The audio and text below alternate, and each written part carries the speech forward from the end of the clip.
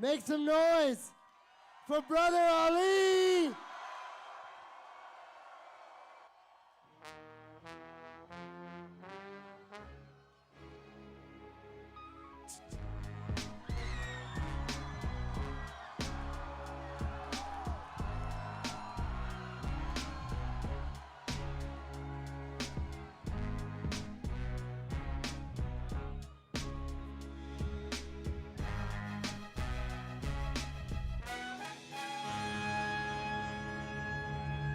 Boston Mass, how y'all feel out here? Bismillah, let's go.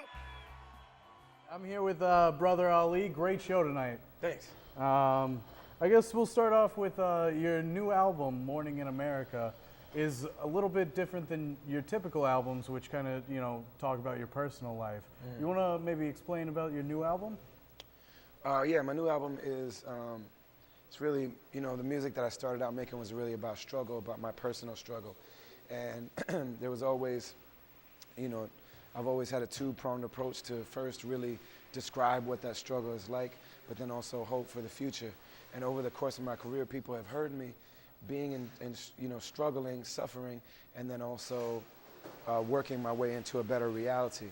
And so now it's grown from me just suffering and struggling on my own to getting better reality for myself, to the suffering that's going on in society, in our community, and reimagining and dreaming for a better future. Now, I read somewhere that your wife told you to do a public radio show with Chuck D and Slug while she was in labor. You want to talk a little bit about that public radio show, what that was all about? Yeah. Well, no, that's the first time that I met Chuck. And we did thanks, man. We did it was scheduled already, like our baby was really late. And we had scheduled to do a show where Chuck it was in a big theater and he was like being interviewed. And then they would almost have like musical breaks, almost like a commercial. And I would come out and be like the musical breaks in between the talk segments. And Slug was there too. Slug was brought in at the end to be part of the conversation. And he also, I think he did one of the sets too. So that's when Chuck and I met. So it just turns out that the baby was really, really late. And so they had to induce her. And the date that they gave, and they wouldn't let us change it, was the date of the show. And we're both big Public Enemy fans, and I didn't know Chuck at that point. And so she was like, yeah, go ahead and do the show. They're like, how much, they're like, once we start giving you it's called Pitocin, that makes a woman's body start reacting and going to labor. They said it usually takes something like 8 hours, and the show's only 4 hours. So she's like, go ahead, do what you gotta do, and just come straight here when you're done. So that's what I did. Love my family, love my God. For a new either, I love my art. Maybe to the pen till death do us part. Rock hard with all my heart. College bars call me avant-garde. Bradley calls, I'm all off the chart. Only thing happy about me, what my Puerto Rican mommy call me when she on me. The raw me is all I let y'all see. I believe I rock it properly. Obviously, a lot of y'all agree. Remind me what the fuck is stop I lay out. Only me as far as I can see. Line 3 of my philosophy. By PDP, it apply to me. 2, I'm just a guy that need a crew. That mean it's you, people that believe in you. Hold you down and do what they need to do. Street preacher, say you don't believe what these people teach. I mean neither. He who follows his dream is dream leader. Freedom fighter meets the peacekeeper. See me creeping up in the pulpit. Brooklyn fit to speak to the people. May I suggest you just believe, dude. Everything you speak on really true. He's proved he will never mislead you. Treat you as nothing less than equal. That's why they call me Brother Ali too. The feeling always seem to bleed through. No pain, I killing it to the beat through. No kidding, I'm in everything we do. Rap beat bullshit so see-through.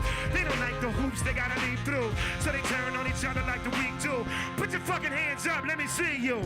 Came here to turn the party out. Y'all know just what I'm all about. Crew throw down without a doubt. B-Town, let me hear y'all holler out. Turn the party out, y'all know just what I'm all about. We throw down without a doubt. And man, let me hear y'all holler out. Yeah, thank you all so much for coming to the Mourning in America tour. Let me make some noise out there for the reminders. Make some noise for the reminders. Let me hear it out there for DJ Soulside, Homeboy saying man. The band tonight is called Blank Tape Beloved. I'm Brother Ali, I'm from Minneapolis, Minnesota. I came here for one reason.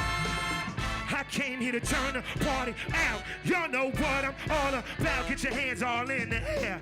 Hands all in the air. Let me see them out. I came here to turn the party out. Y'all know what I'm all about. Get your hands all in the air. Hands all in the air. Do it high now. Came here to turn the party out. Y'all know what I'm all about. Set your hands all in the air. Need your hands high in the air. Keep them up now. I came here to turn the party out. Y'all know what I'm all about. Get your hands up in the air. Hands all in the air. Let somebody say hell yeah. Say hell yeah. Say hell yeah. Say hell yeah. Say ho. Say ho. Say ho, ho. Say ho, ho. Say oh, hee, oh. And then y'all can say, whoa. Yes, yes, y'all. Don't stop now. Rock it out, y'all. Keep it going, flowing. And you don't stop. Come alive now. Give me what you got. We gon' do it to death. Let the party people rock it till they catch their breath. But yes, yes, y'all. And you don't stop. Rock hard to the break. Bring it here. About having Slug from Atmosphere and a bunch of other people. How's that going for you? Working with other people? It's good, man. I don't really push it and force it. Like I work with people that really just make sense to and are natural. I've never done the thing that people do with features now in rap where they want to get like the biggest, who is ever hot, so they can try to catch somebody else's buzz. I've never done that. Mainly just because those people don't, like the people that are really heavy buzzing right now, they don't always kick it with me. You know what I mean? Like some of them will be really cool. There are a few people that are cool. Kendrick Lamar is really cool to me. Big Crit is really cool to me. And I talk to both of them, but they're just busy, and I'm not gonna chase them and harass them and all that stuff. So I work with the people that are close, and I work with the people that want to work with me. You know what I mean? But I've always been that way. I never chased the girl in school that everybody else liked. You know what I mean? It's like whoever wanted to be with me. That's what I figured I was supposed to. So it's the same thing with rap. Hey, you all sound good in here tonight. God. Who is this band? Did y'all bring these people? You sound good with them. I love your band. So how many of y'all know that we obviously just released this brand new album, Mourning in America, Dreaming in Color, but we've been making albums for 10 years now. Has anybody out there ever heard Shadows on the Sun, that very old joint? That's what's up. What about The Undisputed Truth? You heard that? We made another one not too long ago, about 3 years ago. That was our last one. It's called Us. Y'all ever heard the Us record? Yes, sir. Is it okay if we do a little bit of everything in here tonight?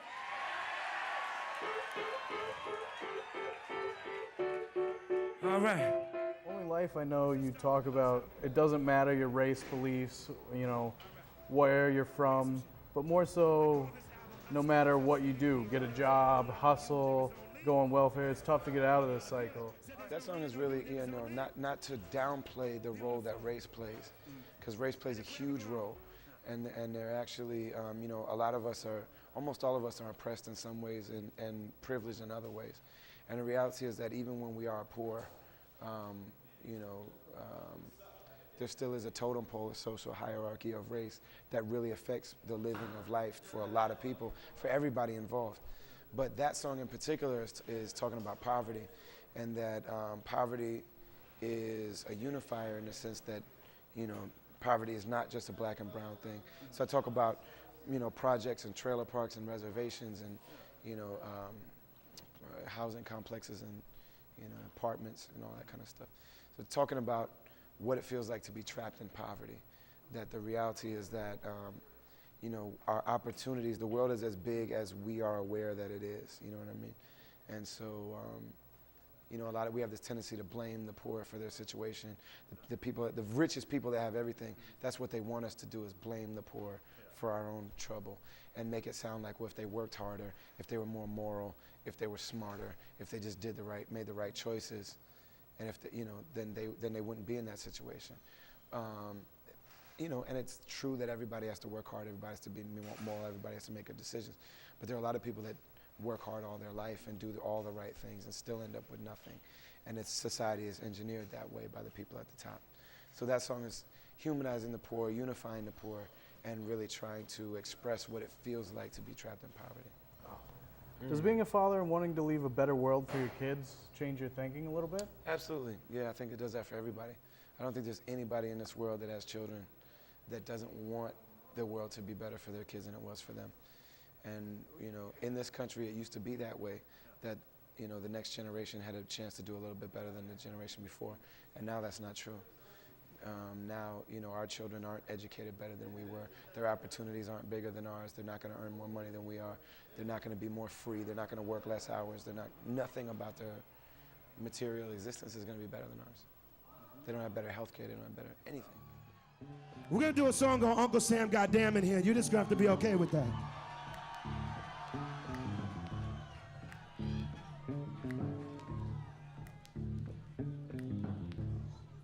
I got in a lot of trouble for this song, so I hope you enjoy it.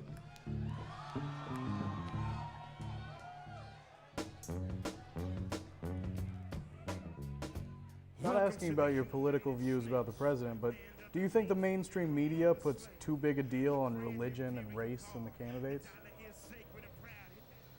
I don't think you can put too much emphasis on that. I think that it should be emphasized, but I think that it should be talked about in a way that's in accordance with the facts and with the reality. You know what I mean?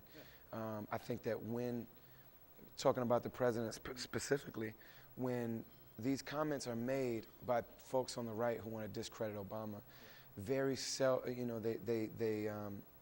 they use coded language to really identify the fact that he's not white. So they talk about welfare. You know what I mean? And we know that welfare is a coded word that really means race.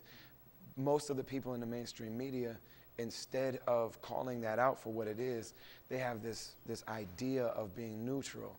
So no matter where the conversation goes, you know, so if you have somebody, you know, on 10 and somebody else on 8, then rather than them be at 5, they're going to be on 9.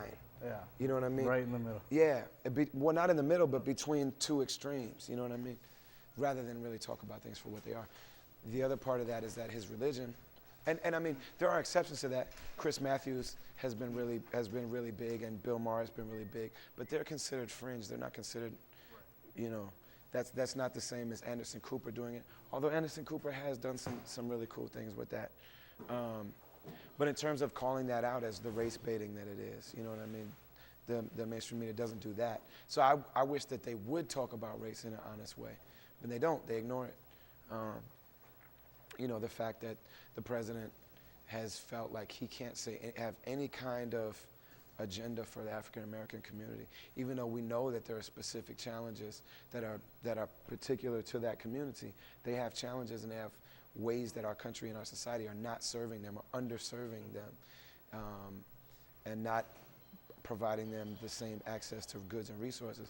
But he, because of the climate in the media, feels like he can't even address that. Whereas almost every president has. Bill Clinton did. You know what I'm saying? A lot of them did. Mitt Romney went to the NAACP. You know what I mean? But Obama, because of the backlash that he would get, feels like he can't address that. You talk about religion, you know, people say, well, I think he's a Muslim. You know what I mean? Nobody in the media, with very few exceptions, will say, well, what if he was? Why is that why is that bad? Why is that a sin? Why is that a crime?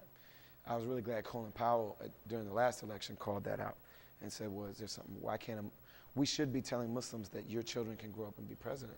Yeah. Why does he have to say, no, I swear to God, I'm not a Muslim? You know what I mean? Yeah, certainly. And talking about the whole Islamic faith, you recently made the pilgrimage to Mecca. Would you like to expound on that a little bit? Yeah, well, it's called the Hajj, the pilgrimage to Mecca, that all Muslims try to do once in our lifetime. And it's a specific season that we go. So there's 1.5 billion Muslims in the world. There's huge, numbers and populations of Muslims in every country in the world. And I think a lot of people don't know that. People think that Islam and Arab are synonymous. Only 20% of the Muslims in the world are Arab. The largest percentage of Muslims are in Asia. There are entire countries in Europe of white, Caucasian people that are Muslim countries. you know, a lot of Africa, a lot of, you know, there's Muslims all over the place. There's a lot of, you know, American Muslims, you know, and we're all there at the same time. So there's literally millions of people doing the same thing at the same time. And the sense of brotherhood and camaraderie that you get for what the human family is capable of is outstanding. You know what I want to do before we go on? Let me get everybody that was on this stage with us back out here. I want to see the band. I want to see DJ Sosa. I want to see my man, Homeboy Sandman. I would love to see the Reminders out here. I would love to see DJ Lazy Eyes out here. Before we go any further, we had a really, really rough day. There was fucked up weather and stuff coming from New York. And the traffic was really fucked up. And we had a very difficult day, and on days like that, it's really hard for the crew to still pull the show together and make it work. Make some noise for KK and Josh over there. Make some noise for Brother Paul up there who made it sound beautiful and made the show actually happen.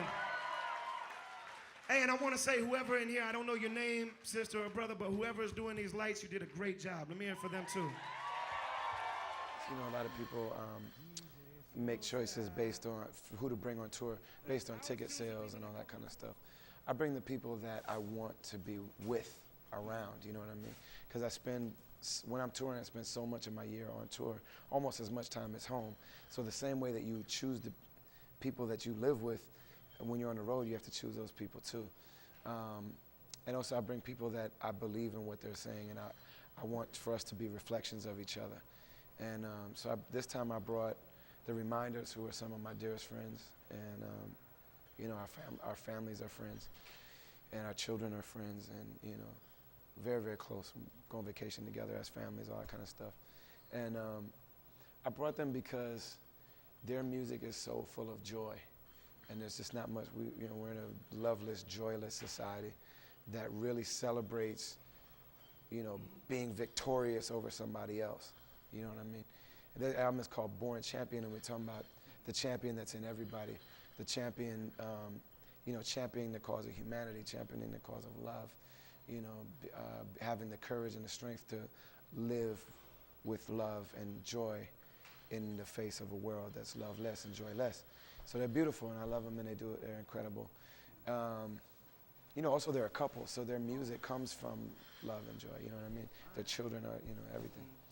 Homeboy Sandman's my favorite rapper right now because he's just such an amazing artist all around, you know what I mean? So I remember when Slug used to tell people my favorite rapper is Brother Ali, and he used to bring me on tour, and I never forgot that. And so whenever I see somebody that I think is great and people need to see them, and also it helps me too, like they're being amazing, helps my show. And then also people get to say like, you know, because people would say with Slug, like, I heard you because of him, you know what I mean? And that's really a beautiful thing to be able to do that. I went on my pilgrimage to Mecca with a 70-year-old man who was a jazz player. He played trumpet, and he was an incredible soul, incredible player, incredible human being.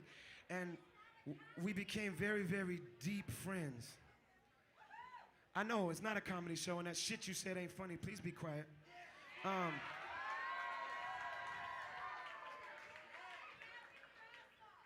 What's up? Keep rapping my ass off and don't talk? Hold on. Let me say something. Hold on, no. She's talking to me. Trust me, I can defend myself. I don't need your help. What she said is very important. Because we have a problem in this society where we like to enjoy entertainment from somebody. We like the entertainment that they give us, but we don't care very much about the person that's doing it. And that's a problem. I'm standing out here talking because I want to hang out with you because I'm a person, and I'm trying to hang out with you as a person.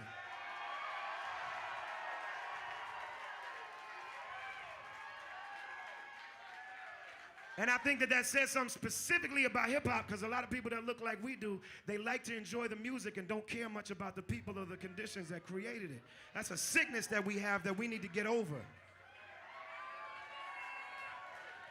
And I like to think that that's why we're here together, because we're trying to get over this sickness that the world taught us to have in our hearts. We were taught this fucking sickness that we're not human. We got taught to believe all this other shit about ourselves instead of being a human being. So I'm going to talk for a second. If you don't like it, you don't have to be here. The show was over 5 minutes ago. But also know this. Also know that I love you and I'd die for your little ass if I saw somebody doing something to hurt you. Well, sometimes some things we say, we put out into the world because we're saying it because the world needs to hear it. Some things we say because we need to hear it. And the thing is that it's very, stage is very enchanting, especially when you're not used to getting a lot of attention. Like, I'm not used to getting a lot of attention. And so getting that attention on stage, it's very seductive. And sometimes we can start fudging facts here and there, you know what I mean? So I did that whole truth thing as a mantra to myself to always stick to just the facts, you know what I mean? And don't get away from that. And then also, you say, well, what is the truth? It's not an objective thing, it's my truth. My reason for saying that is that no matter what anybody feels about it, I will say what's important to me. And there are times, like tonight, there are times where I was talking and I was talking about the things I care about, and the crowd gets uneasy because they're not used to that. And there was a girl that told me to shut up and rap. You know what I mean? Shut up and rap. This is not a comedy show. Just rap your ass off. And I understand that. And so that it would be easier to just do that because they hear the music. The music makes them clap.